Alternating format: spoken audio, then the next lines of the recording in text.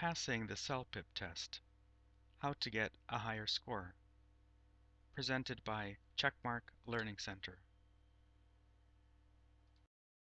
Before you do the test, you need to understand your requirements and your English level. So, first of all, for your requirements, you need to know what score you need for immigration purposes. Some people need a 5, some people need a 7, some people need a 9. You also need to know when do you need that score, so what is your deadline for that score. You also need to know your own English level and your potential to improve your English level. So what is your current English level?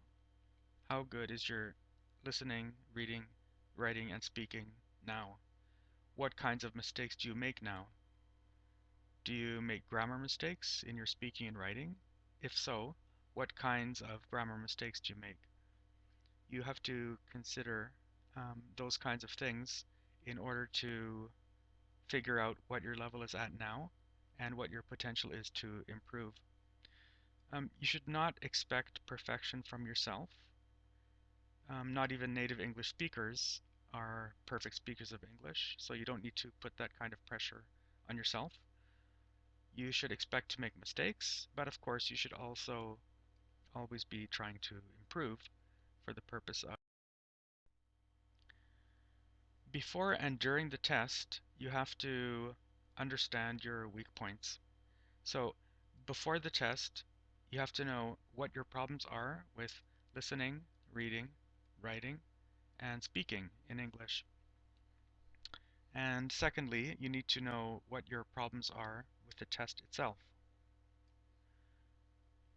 So we look at each of these one by one. First, some listening problems and strategies. For example, if you feel that you cannot understand fast English, then you should try to listen to the radio a little every day, especially news reports and talk shows. You don't need to try to understand every word, just the main points. And do not worry if you don't understand something. Just focus on what you do understand and not on what you don't understand. Try to write down some notes on the important and interesting information. Then, during the test, you might feel that you don't understand all of the answer choices. So, once again, just focus on understanding the answers that you do understand, because that's where you're going to get most of your points. For the other answer choices that you're not sure about, you can use the POE, or the process of elimination. So that's basically just trying to get rid of the bad or wrong answer choices, and that will increase your probability of choosing the right answer. Reading problems and strategies. Do you have trouble reading longer passages in English with difficult vocabulary? You should try to read all kinds of internet and newspaper stories of all different lengths. And just for a couple of minutes every day, if you do that, then you will improve your reading for sure. Also, just try to understand the main point of each story. Don't focus on studying vocabulary too much. Don't worry too much if there's a lot of vocabulary that you don't understand. So then after you finish reading the story, you can write down a basic summary of each story. During the test, you might feel that the listening passages are very long and there's a lot of difficult vocabulary. So once again, focus on the information that you understand and not on what you don't understand, because that's where you're going to get most of your points. Now let's talk about writing. You might think that your English writing skills are not very good. Well, um, maybe it's partially because you've never really practiced writing a lot of English. So you should try to practice writing something in English for just a few minutes every day.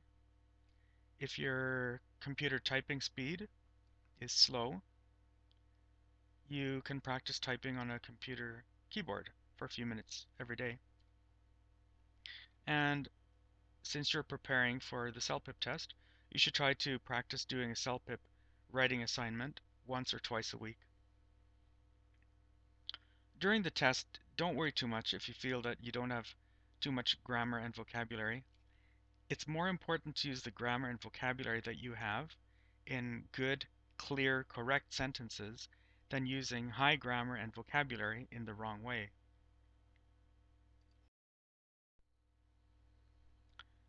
About your speaking, you might feel that your speaking skills are not really that good.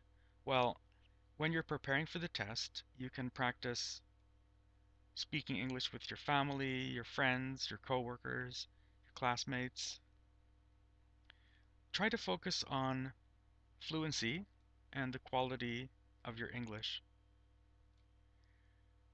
Practicing your speaking skills every day is a great way to build your confidence in your speaking skills, especially for the test. Another great way to prepare for the speaking test is to get some CELPIP speaking test questions and record your answers on your cell phone. Then play back the answer, listen to yourself carefully, and give yourself a CELPIP score estimate. You can also ask a friend or relative to listen to your answer and to give you some specific feedback. For example, maybe they can tell you that you're speaking too fast or that your pronunciation was a little difficult to understand sometimes.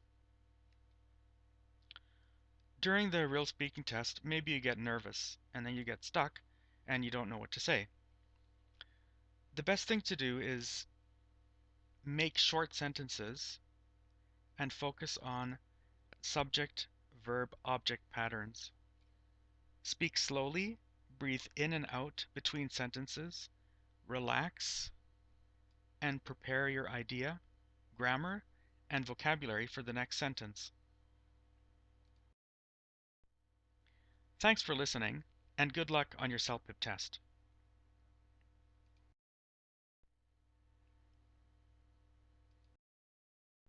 We also have some great CELPIP study materials available. Please contact us for more information. Bye.